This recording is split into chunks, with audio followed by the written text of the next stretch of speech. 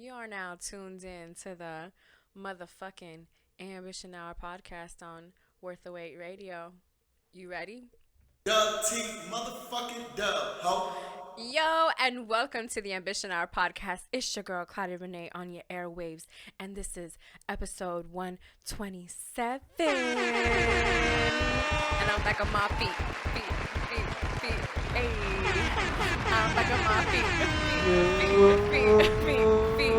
Hey, I'm back on my feet. Hey. Won't he do it? Your girl is back on her feet. That was a nice little jingle I came up with. Hello everybody, and welcome yet again to another beautiful episode of the Ambition Hour podcast. I am your beautiful host, Claudia Renee, and I also have Hav in the building. Need to make sure that that's a shout out. Present. Yes, and he is here with me. He's the audio visual engineer, everything. He is my backbone, guys. So can I get a round of applause from Hav? For Hav. Shout out. Hell yeah. So I wanted to start off the episode like how I always started off with, just off the bat. This is your first time tuning in. Listen, I'm going to share what I am grateful for this week, but I also want you to think about what it is that you are grateful for this week. This is a practice that I like to do very often, because if you don't know what you're grateful for, you don't know what your life is capable of giving you. So therefore, this week, my thing that I am grateful for this week is there's a lot of things, man. The first thing that comes to mind though really is discernment. And this is a word that I've loved using because I believe that through time it's something that it's like a muscle that you train. What I mean by that is that you meet certain people, you have certain interactions with people, and your discernment is what helps you kind of like filter maybe who's not necessarily good for you or your future. You know what I mean? And that comes, like I said, with the muscle. It's something that you can't just like read it in a book and then it's something that, I have discernment now. I know. No, it's something that, yeah. So I would say that's something that I'm very grateful for. Hav, real quick, can you want to share what you're grateful for this week? I'm grateful for life and my friends and my family. Sweet. Gosh darn it, I wish I would have said that. So I'm really excited because this past week was really dope as far as music went. Black Music Month ended with a bang, and it was beautiful to watch. I loved it. So first of all, BT they are celebrating 20 years of the BET Awards, and they are also celebrating the 40th anniversary of them, being a company. Yeah. A lot of people have different things to say about BET, but you cannot knock a network that is doing so much for, it's like it says black in the name, like it's black entertainment, television. So it was really dope to see them do the 20th. It was a top 20 that they had, and it was a top 20 moments of the BET Awards. And I've seen a lot of BET Awards because I've just always liked that it caters mostly to music that I listen to. So, the artists that I like to listen to are most likely going to be there. They're going to perform. They're going to be winning awards. You get to see what they're wearing, and just to see their even their interaction with other artists, and to see them just being in that and just in their zone, and it's so beautiful to me. So I love watching the award show because of that reason. And there was so many great moments that they talked about. One of them was like the Bad Boy 20th anniversary that they did, and that was a moment. I remember watching that and just like being in this moment and just being like, dang, man, because when you grow up like listening to hip hop, some of these movements you feel like you're a part of them. Like I feel like I maybe not was in the kitchen with Jay-Z cooking, but I feel like at one point in my life I was part of Rockefeller. Just like how I felt like I was part of Murder Inc. Like, because these artists, they were taking you into their world that kind of way. that they made it to where you're just so like infused in that. And so BT did a great job at showcasing that with the 20th anniversary. And it was funny because Diddy like fell through a hole, and they showcased that. Oh, before I really get into the top 20, one of the things that I loved was that Ray J and Brandy were the one who hosted it. And it was really dope because, they're brother and sister, and their dynamic has always been dope on camera, whether it's been on a show like Moesha, or just like them doing that, or even in the reality shows that they've been in, they've always also been a part of that as well. So it was cool to see that. And so that was one of the moments that they pointed, but it wasn't part of the top 20, was the Mary J. Blige tribute. And man, cause that shit, she went in on that. And I just feel like sometimes she doesn't get the Mary J. Blige. I'm talking like, I feel like she doesn't always get the shine that she deserves. So she should have gotten a spot on that. I'm probably saying that because I like Method Man. I'm like, it's because they did such a dope performance of that song. Like, it was so nice. Like, the way that he, like, comes up the stairs, and it's kind of like, it just brings you back to that. It just brings you back to the moment of the video and how it makes you feel, and how just, like, your whole body just starts moving. So that was something that I was looking forward to seeing in the top 20, but they put it in, like, one of those moments. I loved, so, okay, so I have favorite singers, and one of them is Anita Baker. Now, Miss Anita Baker, excuse me, is one of the best singers ever, and I was watching a tribute that they had done for her, and when I tell you that I got emotional, I even told Hav, I was like, Hav, you know how I know that I love Anita Baker is that I just watched a clip of the first clip of the tribute that they did for her, and I was just emotional, aka crying. I was crying, guys. And yes, music does that to me. And that's one of the reasons why I love it. It gives me emotion. And so back to the top 20 moments, when there was just so many different ones that were just like a great moment in time. Like they did Kendrick when he did We Gonna Be Alright, which was in 2015. Then you see some like Kanye West when he performs Jesus Walks. Then they have like Cardi B when Cardi B started going to the BET Awards. When she performed, she, won an award, and she dressed dope. And when they honored Charlie Wilson and Prince and James Brown getting an award from Michael Jackson, like this is all from in the BET Awards. So it was really dope to watch. One of the ones that I wish I would have seen that I was telling Hav earlier was when they did the whole 30 years of celebrating hip hop so it was celebrating 30 years of hip hop. Bam, there it is.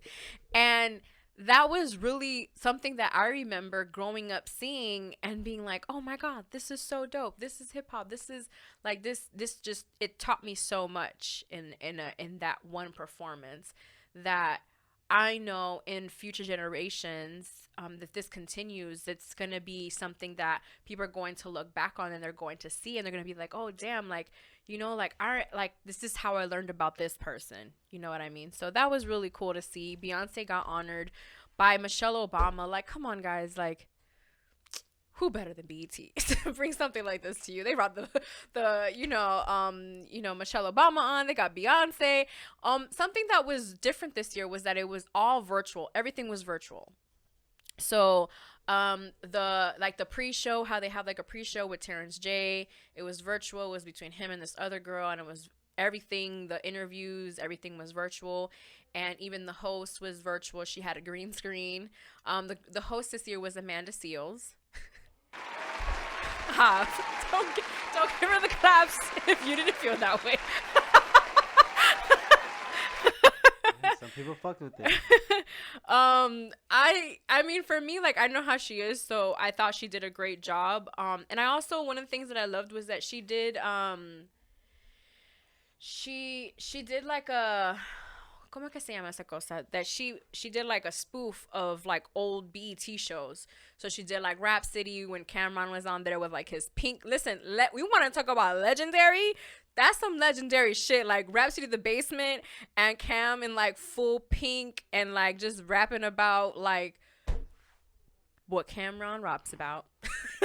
Get into it. Yeah, yeah, like that exactly. So, and then she also did like want to say some park moments and some other like very like comic view. Man, do you know how many times I would stay up on a school night watching Comic View? Dang. And then Shout out BET, Bruce Boost. yeah, and then BET Uncut would be right after, and that's where you got to see all the scandalous videos, and that was pretty dope. And what else? So, those were cool things that they did. All of the performances were virtual. One of the things that I loved was how they introduced the award show, like the entrance of the award show, and it was basically a remake of Fight the Power, and it was Public Enemy and Nas was a part of it. So was Rhapsody, YG was a part of it.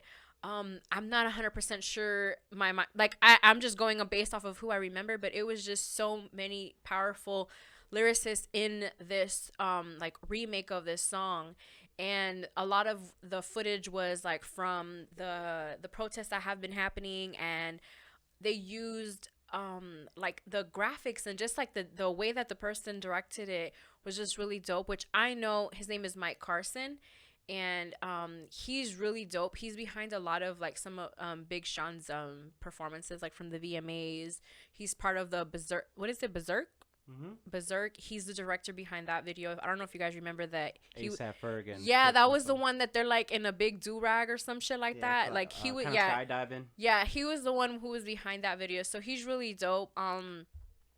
And so he was the one behind that video. And there was just some other ones. Some of the stand-up performances for me was definitely Chloe and Halle, and I'm just obsessed with them. Like they're just so dope. I just like, I see them, and even like the interviews that they do, I've talked about this, like they're just, yeah, they exude this like hope of like just like oozing like holiness, but also like I'm gonna give it to you real, like real good. And it's like a perfect balance, and I love that. So that's pretty dope. And Meg Thee Stallion performed as well, which I thought was cool as well. I'm trying to think of who else was performing. I know the baby performed. I know Anderson .Paak and J Rock performed. That performance was really, really good. I really enjoyed that one. Something that I enjoyed was that there was a lot more freedom for these artists to kind of like give a performance that was dope. Not that I'm not saying that on stage it wouldn't have transpired the same, but I just feel like even like Meg Thee Stallion, like all of these were productions. Yeah. Like it was just like, oh, it was an entire production, like. And it was funny because Hav and I were mentioning how like, was there a requirement that said that you had to have a microphone, like to kind of like pretend that you're performing, because we all knew that based on the sort of things they were doing that they were not performing. There is not a speaker out there. Yeah, there is not like, y'all got a speaker, but that's just not picking up that sound. It is not picking up that sound. So it was really dope to see the performances and just see the liveness, and it was different because since you don't get to see like the reaction of anybody, you almost don't know if something like is good or not. You're kind of like, oh shit, it's good to me, I guess. I wanted her to win. You wanted who? Oh, like the saying like someone that won. Oh yeah. Well, Meg Thee Stallion won. Shout out to her. Meg Thee Stallion did win. Lizzo won. I know Beyonce and Blue Ivy and St. John won one. Also Burna Boy won. He usually wins the like international one. And Naomi Campbell is ill. Yeah, Naomi Campbell with Gemini Gang. Naomi Campbell was lit. She was on there as well. One of the things that I loved is, y'all know that I love MC Lyte being the host of things, and someone on the internet said that they need someone to be as faithful to them as BET is to MC Lyte, and that is retweetable content. So and the following day we had a battle of the battles, and it was Jada Kiss and Fabulous, and it was our dog's 5th birthday. Oh yeah, shout out to my dog, 10 years strong, Spitz.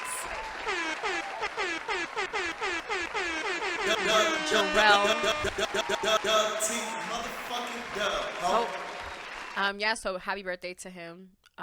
Spitz, listen, you're like a brother to me, and I appreciate you. And I want you to have all the best birthdays ever. And it's really dope to have seen to have like met Spitz where I met him, and then to kind of see him flourish into the man that he is today. And that's something that I think is so dope, when you have friends like that around you, that you just have seen them just like flourish in ways that you're like, you go, boy. So happy birthday to Spitz again.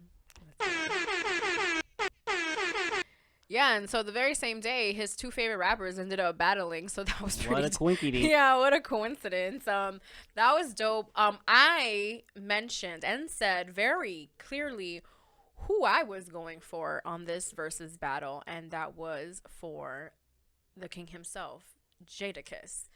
And I don't know about you, but he won. How? What did you think? Yeah, he definitely won. He Not won that. in every single category. Yeah, I was saying, listen, he got the fit right. Like fit was on 100. Then the sense of humor, he was like on a whole nother level. Performance wise, talk shitting, like he was talking shit the whole time. Like he talked shit the whole 4 minutes that Fab's DJ was playing Fab songs with not one fuck. And not one fuck. He said, I'ma talk through this whole set, my guy. The whole set he talked. And then they told him earlier that he needs to drink some water. And then he told them, I know I don't need to drink no water. Like I am a man and I am a father of 5 kids. And it was just so awesome to see him in a space like that.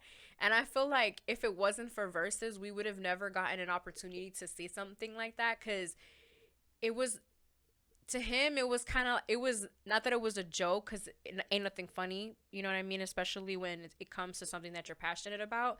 But y'all have to understand, like, Jadakiss is the type, like, he the whole time was just like, yo, where's my check? He was trying to get some type of money, and if that doesn't show you the type of person Jadakiss is, then I don't know where to tell you. And so it was really dope to see him in that space, to see him just um be funny, the entertainer, the performer, the Gemini. Listen, Gemini was shining that night. And I know the Gemini season is over, but Jadakiss said it's not. It's all year, bitch. So that was dope. Fab definitely, of course, he played really good songs. Like, there was never a point that I said that Fab wasn't a good person for him to go up against. Because I simply believe that they're so synonymous with one another that it's like, of course, they would be the ones to battle themselves. Like, who else would we put either one against? Like you wouldn't find another better pair. So, it's funny because Jada kept saying that this was his first verses. So I'm wondering if they've told him that he's gonna be doing another one. Or is there like we do this one for free and then the next one we got you, like what is? That's what Jada's mentality. Yeah, like is. that's what Jada's. He's just like, listen, they got me this time, but next time they gonna start paying motherfuckers. And for me, I'm very big on give these people their money, so there's Cut that. the check. Yeah, give my dog his money. Give him something. My dog was lit off the Douce. Get all his money. All proceeds will go to Fab's daughter, the unborn baby. He was literally just trying to get a check, you guys. So last week it was funny. I was watching back the episode and hearing me talk about my little booty pic. My little booty pic thing was kind of funny to me, and I'm sharing this because I believe that I am so funny. Like, I'm funny, like, comedy, but I'm also funny in different ways. Okay, so let me break it down for you guys. So I was so, like, not willing to share that. Like, he didn't, like, wasn't pulling my arm, like, and telling me to say it. But once he was kind of more open to me sharing it, it was kind of like, oh, okay. let me share it. And hearing it back, it wasn't that bad. It sucks because I wanted to post it on Instagram, but I mean, it is what it is. Instagram tripping. Yeah, it's everywhere else. So make sure that if you haven't checked out that episode, to go ahead and check out that episode. But that was something that was super uncomfortable for me to share because that's personal. That's something that like ain't none of y'all business. But I also need to acknowledge that sometimes these things need to be said. Like these things need to be shared. Listen. Someone else is going through it. Listen, I don't know. I don't know. At the end of the day, like, it is what it is. I'm gonna share what I share, and y'all take from it what y'all take from it. And so, okay, so my fear when I share certain stories like this is certain somebody listening. So that, yeah. So there you have it. And but it's okay because And some of y'all be snitching on the low too. ooh, And we see y'all. damn, they do. But I was gonna share something else. It slipped my mind, but it was just basically like along those lines, like how sometimes we're afraid to like share things because we're afraid somebody's gonna hear it. But then someone, they probably, number one, they probably won't hear it, and then two, they're not gonna say anything about it. Like like it's been proven. It's been proven. I see it. I peep it.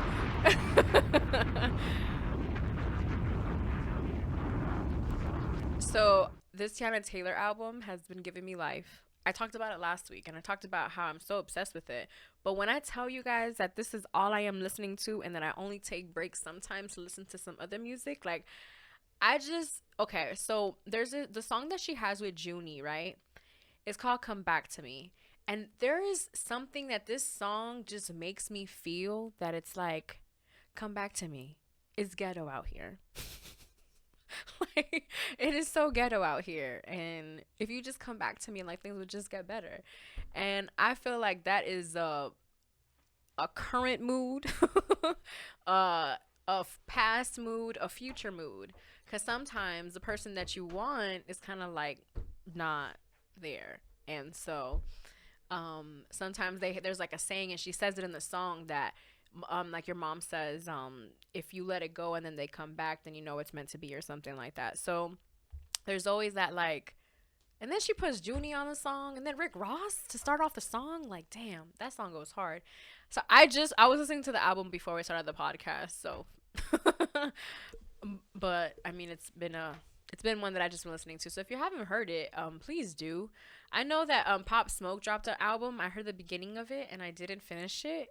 And I just want to say that we lost a very happy soul, and it saddens me every day when I just like see something about him, when I just think about what happened, and it's just really sad, to have seen such a good spirit like leave the way that he did.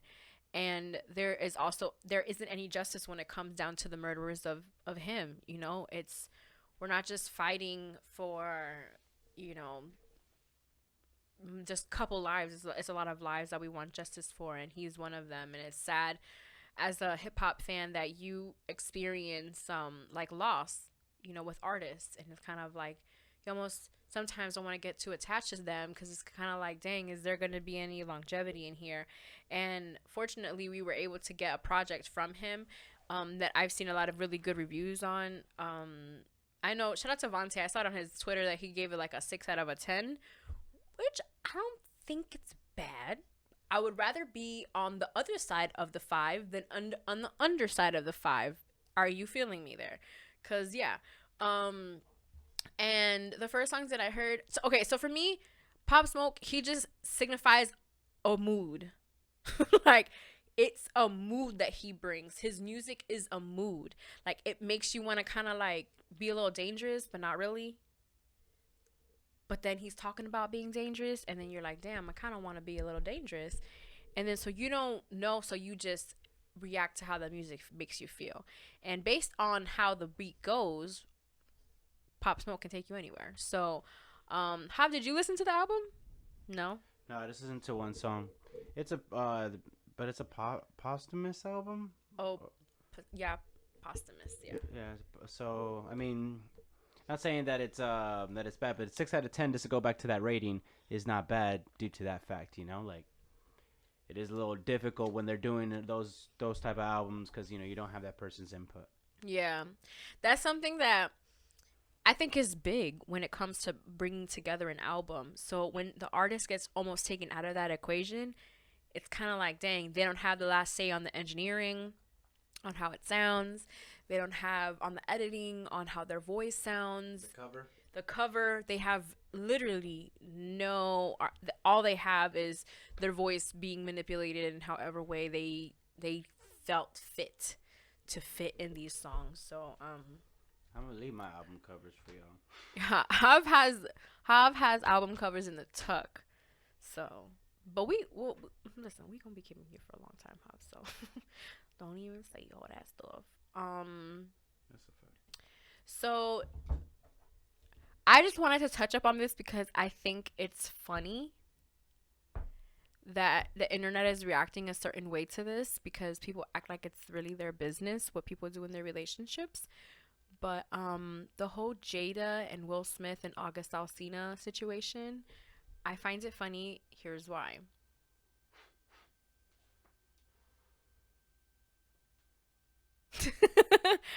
um I honestly find it funny because I think that Jada is just the type of woman that she just loves very differently.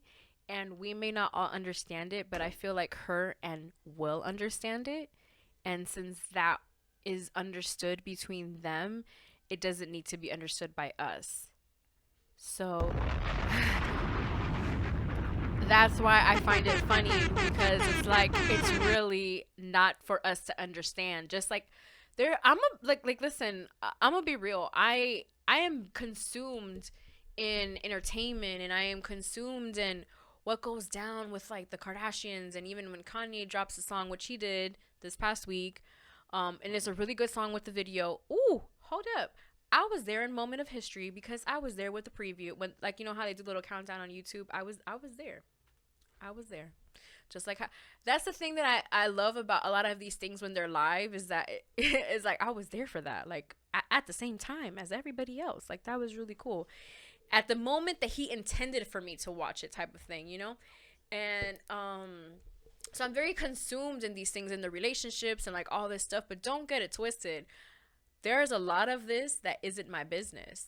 And I don't want it to be. I don't want that to be my main focus when it comes to these celebrities' lives. I want their art. I want what are they doing for the community? I want, are they speaking up? Are they, you know what I mean? Like, I don't define people by their relationship status. Like, I think, like, how, for me, I love Tiana Taylor, but I don't love her because of her relationship. I don't love her, you know what I mean? Like, I love her because of her music. I love her because for what she stands for, the entrepreneurship part of her, the media part of her, where she directs her own videos. She has her own media company that is, like, is just so much that she does that it's like, what can she do, And she's somebody that I've seen grow up since she was 16 years old. Like, I saw that episode that she was on, and it's just like seeing the whole entire thing and then hearing this piece of work that she came out with that you feel as a fan, wow, this is exactly what she wanted us to hear. That's why I'm so passionate about the album, because that's what I feel. I felt like she was like this. Here. This is what I'm giving you guys. And I'm like, oh my God, how did you know this is what I needed? Like, can I inject this with myself? Like, can I inject this? And that's something that is so beautiful about music. Like, going back to the whole, like, it's not for me to understand. Like, there are songs that, she talks about that, she's talking about her partner. And you kind of wonder, like, ooh, I wonder if they, and then it's just like, you know what, girl, it ain't even your business. And that's something that a lot of people that get really consumed in, like, entertainment, it's not even entertainment, because some people will get consumed on a tweet that somebody posts, and then that's why these things go viral, because someone sees something that somebody says and they don't agree with it, so then they feel that it's their job to be like, well, the sky is actually green and I don't know what you're talking about. And those type of people are draining, which brings me to my next topic. Common interests, guys. We got to talk about these. So, our common interests very important when you are dating. Now, if you ask me, yes. I'm learning that it is very important for some common ground. Now, I'm very big on hip hop. Some would say it's too much. I don't care. It's not my responsibility to make you understand my passion. You just don't feel it, right? And so I get very passionate when it comes to hip hop and listening to music and all of these things. So She came to politics. I just feel like, man, that's one thing that I feel like I do need, like music. Like you can like different shows, you can like whatever the fuck, as long as it's I was in the back like, cause like I can't say too much. We got them snitches out there. We got this snitch. We got a timestamp. But like, there's some things that is kind of like, all right, but that no. But something that I feel that is super important for me is for me to at least like the music that you're playing too. But also Has to be good music. has to be good music. I feel not only that. Okay, so the good music is important, but also I also need, if I'm talking about something that's happening like in the culture and you have no idea what I am talking about, I'm not saying that we wouldn't be able to enjoy it. It's kind of like, damn. Halfway, take a few steps back to go. And some would say, "Oh, wow, well this is your opportunity to teach this person these things." And it's kind of like, "Yeah, but you can't teach like damn near 20 plus years of love." Like I love hip hop, and for me to like really have to explain that and like really break it down, like I don't know, it's levels to this. So yeah, so I guess you can see, guys can see that's a very important common interest of mine. But I'm very curious to know what some of your guys' common interests like that you guys need to have when it comes to dating somebody or even with friends. For me, music has always been something that has connected me with my friends. It's either music or fitness or becoming the best version of yourself. That's something that has always, brought me to somebody closer because I recognize that in the other person. And so it's really dope when the music is in sync. Let's share playlists together. Let's No pun intended. yeah, like let's I don't know. I just think that that's something that's important to me. But who knows? It might change. There's certain people that you maybe not change for, but you also have to compromise. And as a very strong, powerful woman, I know that compromising isn't my best suit, but I am working on it. I believe that like we were talking about this when Madi and Spitz were on. It's kind of like you compromise. Like that this person isn't going to change this about them, but can you compromise that? Or is there something that they are better equipped in that isn't going to matter? You know what I mean? And so for me, it's you got to think about the compromise and you got to think about that. And something that I was talking to one of my cousins about is writing your non-negotiables. So I did this a while back. And I did this a while back because I was in a state of wanting to date and then kind of not knowing, but being very like about my dating. I was very like, no, like he has to, da, da, da, da, da, da. Like I wrote, it was like a whole thing of non-negotiables of what this person was supposed to be. And let me tell you, the person did not hasn't happened yet. So for me, the non-negotiable thing, not that it drifted away, it's just I'm finding it in myself more to not expect people to be a certain way. I feel a lot with with expectations, it just comes a lot of hurt. I overthink a lot and I come up with scenarios in my head. Now, I know some of you guys can relate to this because it's what happens. It's what something that happens in our brains and we have no control over that. So, um the scenarios that I come up with in my head, they make me overthink, so I may not respond to a text message. I may not even text. I won't reach out. I There's things that, I'm just like, no. I just completely shut myself off and I'm like, no. And it's okay to say no. I'm not saying that it's not okay to say no, because that's something that I did want to talk about, because there's times where you have to know within yourself, like, no, I don't want this. This isn't, I don't want to keep going forward with this. And you have all the power to do that. Men and women have that power. And so basically, like, when I was sharing the whole story of last week, there was a point where I said no, you know, even though I wasn't expecting anything. So if you listen to last week's episode, I wasn't expecting anything. I was just having fun. So you're having fun because you don't know how it's going to end, and you're not expecting them to give you anything you're not even expecting them to, like, even take you seriously, because let's be real, that's what's happening. And so I can't believe it. You took me serious. about what? I'm talking about the person that thinks that I'm trying to take you serious. Oh, yeah, exactly. Because it's like off of one conversation. Like, I'm clearly playing around. yeah. So Bird bitch.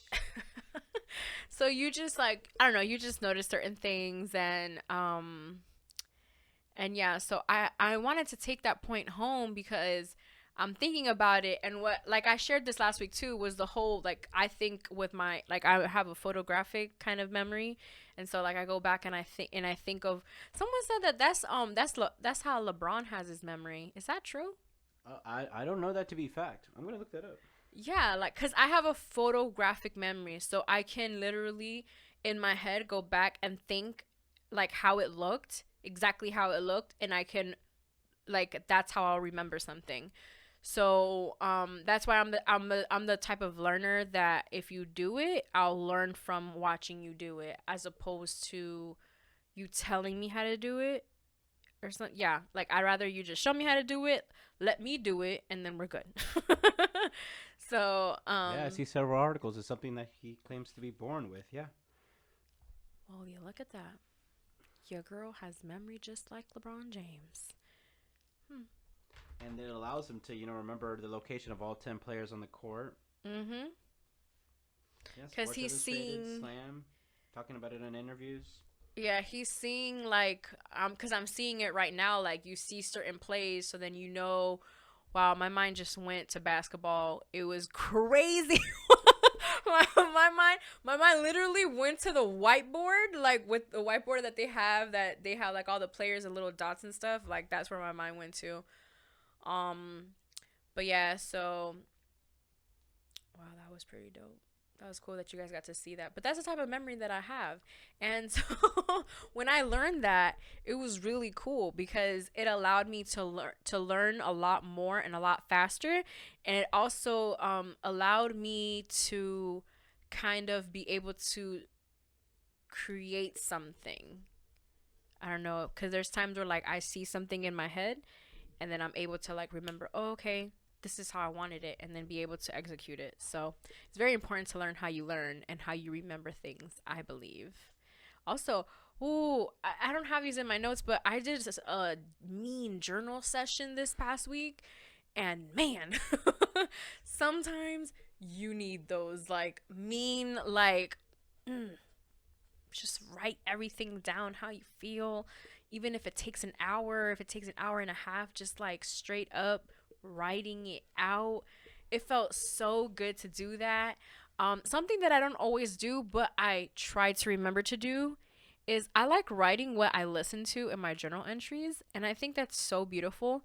I noticed that I didn't do it in this journal that I have, but I know that I've done it in other journals that I'll, like, on purpose be like, this is a song that I was like, I'll put the name of the song, the artist, and Yeah, so that's like a cool little tidbit for you guys. Because sometimes you guys listen to music while you guys are journaling, and it's nice to not just only know how you were feeling on that day, but even the song that you were playing that day. Sometimes the music that you're listening to is the soundtrack of what's happening in your life, whether you want to believe it or not. It somehow is. It's funny because I just changed my Instagram bio and I added my life is a movie. I'm just making sure the soundtrack is popping. Here with another Google, it says, yeah, writing down your thoughts and feelings to understand them more killing. It kind of helps and relieves, stress, depression, anxiety, and yeah, keeping a journal is a great idea to improve your emotions and your mental health. Yes, sir. That's the best thing ever. I have so many journals and I keep them all. Like, that's something too, is that I don't just have them, I keep them, and then whenever I'm like doing certain things, I just end up stumbling upon one and I'll read inside of it. And it's just great to like go to that moment of how I felt and everything. And yeah, it's really cool. I love it. Um, okay, so we talked about the Jade. So, like I said, that's none of our business. I was on Twitter and I saw this tweet that it was um this guy and he was having an interaction with his niece, right? And so his niece has a phone or an iPad, whichever. Kids nowadays have both. So she doesn't know how to read, so she uses voice memos. And honey, I can relate because these nails don't let me be great. So I'm sending voice memos a lot more often so you can really feel these bars that I'm giving you. And it was funny because she sends a voice memo to her uncle. He responds like in words, and she responds to him like Larry, I cannot read. Like I don't know how to read yet. And to but she knows she's gonna learn how to read. She had the right mindset. she was ready with that information. And she just like kept stressing to her uncle like, I can't read, like why are you sending me this, like this is the only thing I know how to read, which is a voice memo. And it was just so cute, and it just reminds me yet again like how technology has just touched people of all different ages. Like before it was normally like, okay, so the ages between this and this have this type of phone, and then between the ages of this and this have this type of phone. And it's like no, like people have either an iPad or a iPhone to be able to communicate freely, whether you're a kid, an adult, an old person. Like there's all ages, all ages have access and have this technology. And I remember just being a kid and having to like use a house phone to like talk to anybody and talk to my aunt or my uncle. Like like like I was never like yoked to my aunt or to my uncle like on the house phone, like you know what I mean. Like it's just really cool to have seen that and to just see that, I guess, transformation of technology and how things have just changed. And how house phone, who has a house phone? Yeah, but she can read, just not big words. Yeah, she can read but just not big words. That she made that very clear. I want to play it because that shit was just so cute. And something else that I've noticed is that kids, like, they be ready. Like, you taking pictures and they want to see it. I remember seeing that for the first time. I was like, I was just like, wait, what? You know that? Like, you know that? Morning, Larry. Good morning. He says, good afternoon. This is her response.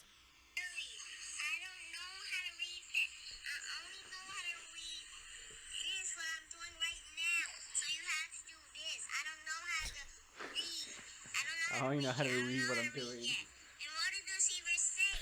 Silly, I don't know how to read. Will I text you? That's what I know. I don't know how to read. I don't know how to read. My favorite part is that she just sounds so stressed. Like, why do these people keep sending me text messages if I don't know how to read? Like, why? How many people do I have to continue? That was what I felt in her voice. And I just had to share that because it brought a smile to my face yesterday. It brought a smile to my face earlier. And I hope it brought a smile to your face now. Kids are great and they are definitely the future. I wish teachers would get paid more. I feel like, man, that's something that through this change that I feel is coming within the government, I'm hoping that one of the biggest changes, and if I'm not mistaken, because I think they brought up the wages for teachers, is for them to get paid more. Like, these are the people who are in charge of the future. You know what I mean? Like, they should be getting paid way more than what they're getting paid for. Because now schools, like, it's dangerous working in schools. Like, the whole, like, with the shooting and, you know, not just the shooting, just in general. Like, you're in a classroom of 30 kids or 20 kids. You're in charge of teaching them something. You're in charge of even taking care of them. Like, you're technically a babysitter. Like, people are sending their kids to school, yeah, because number one, it's mandatory. Motherfuckers go to jail if they don't go to school, if their kids don't go to school. Um and so, like, people are sending their kids because of that, but then they're sending their kids to school because they don't have somebody to take care of their kid. They're working all day, so they need their kid in like a place where they're getting taken care of for at least 8 hours until, you know, they get home, or an older sibling is going to be home, or they can have somebody who's going to take care of them. Like, we have to also remember these things. They're protecting them, they're teaching them, they're giving them supplies. There's just so much that goes into it in the teacher. So listen, whoever is out here trying to get more money for these teachers, you let me know, I'll help. Because that is very important to me. And yeah, so that's something that needs to be happening within this change, like I said. And I'm trying to think of, like, what is really happening right now. We're getting into 4th of July weekend, and something that I'm noticing is kind of like people are celebrating it, people are not celebrating it. We're not supposed to be celebrating it because we celebrated Juneteenth. So it's kind of like we already, you know, celebrated the freedom of, you know, everybody. And so why are we going to celebrate July 4th? And there's some people that, like, they go balls to the wall with July 4th. I don't celebrate it like that. I would say the most that I celebrated was when I was probably younger, when I was in California. And here it just has never been like that for 4th of July. Actually, remember one of the ones that we had fun with was for Dilly's birthday. My dog, I was happy gonna say birthday to Diddy, my and I dog. didn't want to say Diddy. Yeah. Not yet. Now we ain't partying with Diddy, but shout out to Dilly. It's his birthday. Yeah, Dilly. I was thinking of the song that I would always sing when I would see him, and so that was one of the fun years that we had. That era right there was fun just in general. Like, a lot of really fun shit happened that summer. So I would like a summer like that again, not gonna lie. And lot of house party action. That's always dope. So yeah, so I wanted to go ahead and share that passion with you guys, because why not? Technology, like I said, is pretty big. It's funny, my mom was like, do I need to make an appointment so you can help me with something? And I'm like, girl, that's funny. I bring that up, and something that automatically comes to my mind is I've been looking at apartments, guys, and I've been looking at apartments because I keep feeling that a part of me needs to experience that at its full potential.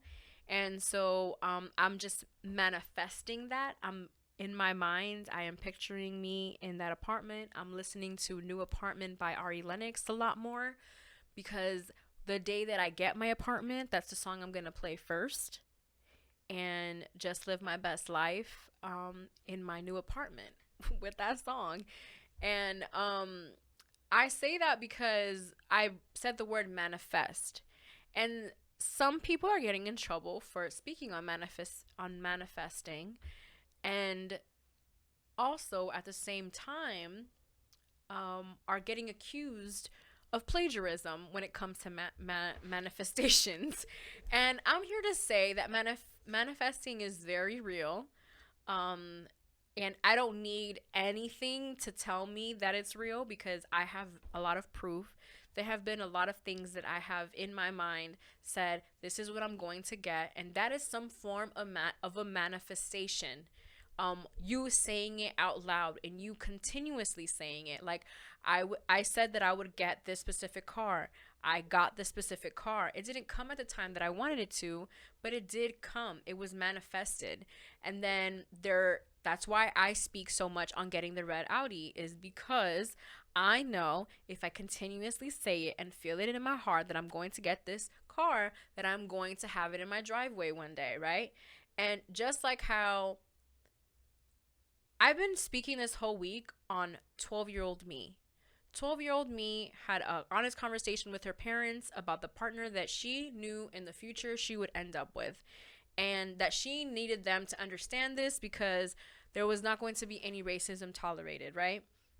And 12-year-old me also had the conversation with myself about what I wanted to do. What was I doing at 12 years old? I was doing mock interviews with my brother and my cousin, and I was living that because that's what I saw myself doing for the rest of my life. And so if you want to put that into what a manifesting is, it's that. It's I said it when I was 12 years old, so somehow it has to be true, because why would I be saying that at that age, you know? And just feeling that at that age, and then continuously in your head saying it, or even saying it out loud, like it just manifested in the most beautiful way that you guys are seeing. So this is a manifestation that you guys are seeing. And there's just so many other things that have manifested in my life that I can genuinely say that. Someone that taught me the most about manifesting was my dad. My dad, for the longest, was saying he was going to own a specific house. For the longest time. He even said it was his, like at one point. Like, this is my house, you know? And he owns that house. He owns the property. The exact one that he said. So, like, when it comes to manifesting, I don't need to check online. I know that shit is real. You can call it, it's prayer, it's manifesting, whether you're saying it. It's even as far as like detoxing, cuz sometimes like I know I detox, one, to get rid of the toxins in my body, but also to get my mind right. And that's something that I noticed in the detox that I did earlier this I mean, it was the middle of June or something like that. And doing that for me was it just taught me a whole different level of my mindset, because it forced me to be like, okay, you're hungry, but you can't eat that right now. You can't have food. You have to make sure that you're only doing the liquids. And that was a whole toll. And but it forced me to see things differently, and to not 100% go into it with all emotion, because sometimes you just go straight into emotion. What time are we at, young man? We're good. Got another like 10. Another 10? I don't know if I'm... Anything else you want to talk about? I mean, I did talk about the being able to say, no, I don't like this, but I wanted to get into it a little bit more. So this goes in all areas. So it can go with as far as work, when you want to say no to something. If you cannot complete it, or if you know that your plate is full, it is okay to say no. If you are having fun with somebody, aka getting it on, and the person says no, or you feel like you do not want to continue with that, you are with full authority to say no to that. So I just wanted to pinpoint that, because I feel like it's important. This goes for both men and women. Just because you maybe felt some sort of weight earlier and felt like you can take it on, and then once you get into the little predicament and you feel like you can't continue, it is okay to say no. And I just want us to be more aware of that, is the whole saying no. Hav, do you feel like you have a hard time saying no? Sometimes I do, depending on what it is and the circumstance. Definitely. Sorry, I just got news, or I don't know how new is this. It's JadaDrunk.com. It's gonna be this is a Jada drunk summer, the Locks claim. So Jada drunk. So I think he got that incorporated, or now, yeah, it starts a new brand basically called Jada Drunk. Yo, he was on a whole nother level.